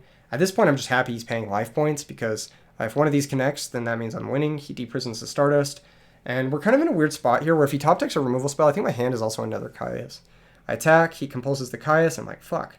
I set back row pass, but I'm up life, so I'm playing at a reasonable pace, just trying to finish the game. Draw for turn, pass the turn back, draw for turn, he passes the turn back. I draw for turn, set the back row. He draws for turn, sets nothing, draw for turn, pass the turn back, draw pass. Once again, set back row, 5 back row now. Oh my gosh, I need him to commit because I have Cyber Dragon, Siroccos. You know the vibe. He sets 2 back row. I'm just trying to get him to play a card, so I end up finding Bazoo the Soul Eater, which is really nice. I can priority banish my graveyard, and that'll set up for yugioh here. If he goes for a Bottomless Trap Hole, which he's going to, I'm going to chain Compulse to preserve my Bazoo the Soul Eater, just so I can use him to empty the remaining monsters that are in my graveyard for future yugiohs. It's also a nice normal summon threat that I can use to pressure his life total. Pass the turn back, he draws for turn. Oh my gosh, this is actually such an intense game. Normal summon Thunder King Ryo. I go ahead and use my Bottomless Trap Hole here. So he's going to Dark Bribe us, and I'm going to say that's A-okay. I draw into a new card. He sets a back row, passes a turn, doesn't attack with a Thunder King. I go ahead and he has to see my graveyard to see if both Bottomless are gone. I say I think they are, but you can check while I'm figuring out my turn so that we save time. Activate Dimensional Fissure. Normal or special summon Cyber Dragon. The reason I activate Dimensional Fissure is Thunder King has to send to the graveyard for cost. So he can't use the Thunder King effect under Dimensional Fissure to negate Cyber Dragon. He bottomlesses the Cyber Dragon. I'm like, okay, that's totally valid. That's the second bottomless from both of us. I check the life total. He's at 45. I'm at 61. I normal summon Bazoo, activate the effect to banish the graveyard, just to make Iatos live. I special summon Guardian Iatos, which I think I top deck this turn. Attack with the Iatos into the Thunder King. He can't Honest us. He's going to go for Mirror Force. We don't have Starlight Road at this moment because we already used it, and I think I sided one out. So, yeah, that's going to work. He's going to attack. I'm going to Magic Cylinder. So he's going to drop even lower. He needs to deal quite a bit of damage to even get me low enough to lose in time, but I'm going to still try to win this game before time gets called. I normal summon Sirocco here. There's no Bottomless Trap Hole, so I'm just going to pass the turn back. I don't want to play into Deep Prison quite yet.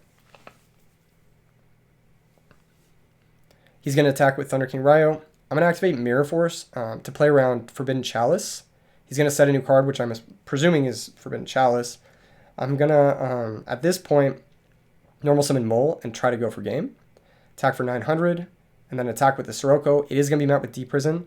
So I just need to defend my Mole, and then I can sack it for Caius, and then be able to attack for game. Because I think my hand is double Caius. He sets a new back row, passes back. I draw for turn.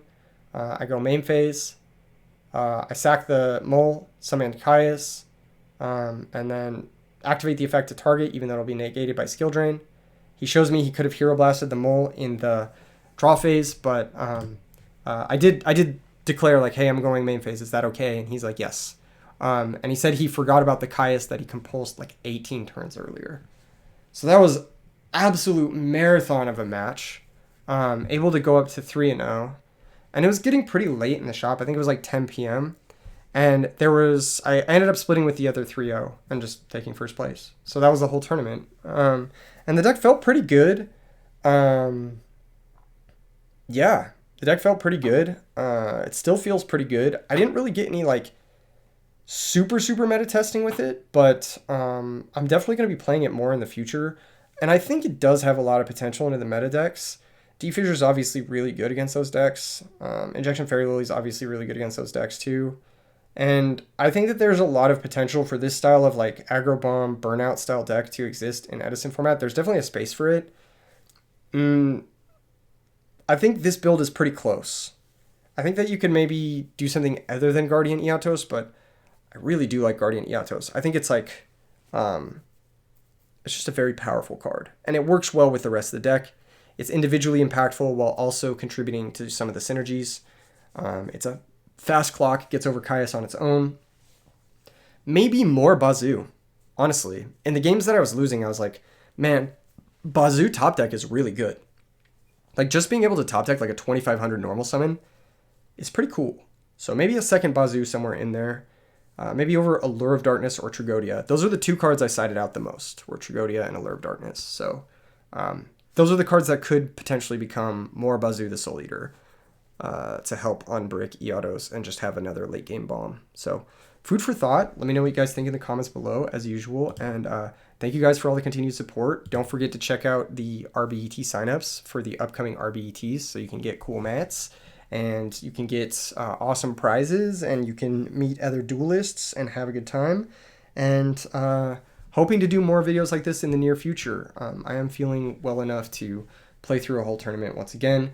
And I'm thinking about actually going to a bigger cash tournament sometime this summer and competing in that. So more info on that potentially in the near future.